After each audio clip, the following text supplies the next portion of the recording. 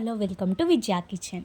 ఈరోజు మనం చూసుకోపోయే tastiest curry and simplest curry వచ్చేసి ఫ్రాన్స్ ఫ్రై, రొయ్యల వేపుడు. ఇది ఎవరైనా చిటికలో చేయగలిగింది. ఫస్ట్ మనం రొయ్యల్ని ఆగిలి వేసుకోవాలి. ఫ్రైకైనా పచ్చడికైనా పసుపు ఇంకా ఉప్పు వేసుకొని ఆగిలి వేసుకున్న తర్వాత ఇలా ఉంటాయి అవన్నీ. వాటితో మనం ఫ్రై చేయొచ్చు. కావాల్సిన సామాగ్రి వచ్చేసి అల్లం వెల్లి పేస్టు, గరం మసాలా, ధనియాల మసాలా, జీలకర్ర, ఆవాలు, మెంతుల పౌడర్, అల్లం, ఇక్కడేమో ఉల్లిపాయల పేస్ట్, పచ్చిమిరపకాయలు, ఇంకా కరివేపాకు, కారం.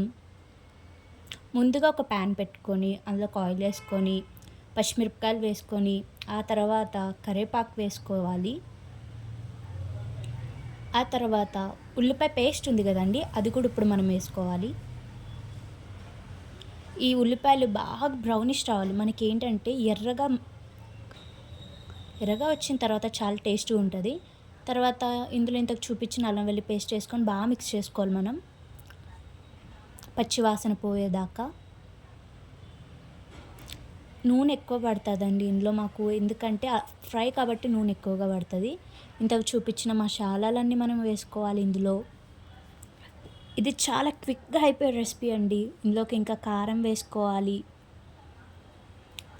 బాగా మిక్స్ చేసుకుందాం. కారం వేసుకొని రుచికి తగినట్టు కారం, ఎవరు ఎక్కువగా తినగలరో వాళ్ళకి, తక్కువ తినగలిగిన వారికి తక్కువగా. ఇంకా ఇందులో మనం ఇంతాక చూసుకున్నాం కదా ఫ్రాన్స్, అవి వేసుకుందాం. ఇప్పుడు బాగా మిక్స్ చేసుకుందాం. వెస్ట్ గోదావరి వాళ్ళు అయితే ఇంకా ఎక్కువగా తింటారండి రొయ్యలు, చేపలు అన్నవి. బాగా మిక్స్ చేసుకుందాం. ఉప్పు వేసుకుందాం. ఇంతకు ఉప్పు వేసుకోలేదు కాబట్టి. ఇప్పుడు ఏంటంటే ఉప్పు వేసిన తర్వాత మనం బాగా మిక్స్ చేసుకోవాలన్నమాట. దీనికి ఇక్కడ మసాలాలు ఉన్నాయి కదా, అదంతా ఫ్రాన్స్కి పట్టాలి మనకి బాగా, అప్పుడే మనకి టేస్ట్ వస్తుంది. ఇలా బాగా కలుపుకున్న అంటిగురుతూ ఉంటుంది, కానీ మీరు ఏమనుకోక్కర్లేదు. సిమ్మల మీద పెట్టి బాగా మిక్స్ చేసుకుంటే టేస్ట్ వస్తుంది. ఇలా కలుపుకున్న తర్వాత మూతేసుకొని పొయ్యి సిమ్మల మీద పెట్టుకున్న తర్వాత ఇదిగోండి ఇలా ఆయిల్ ఎలా వస్తుంది అలా వచ్చినప్పుడు కొత్తిమీర వేసుకొని ఇంకా కలిపేసుకుంటే చాలా టేస్టీయస్ కర్రీ అండి. చాలా సింపుల్, ఫాస్ట్గా అయిపోవచ్చు. బ్యాచిలర్స్ అయినా ఈజీగా చేసుకోవచ్చు ఈ కర్రీని.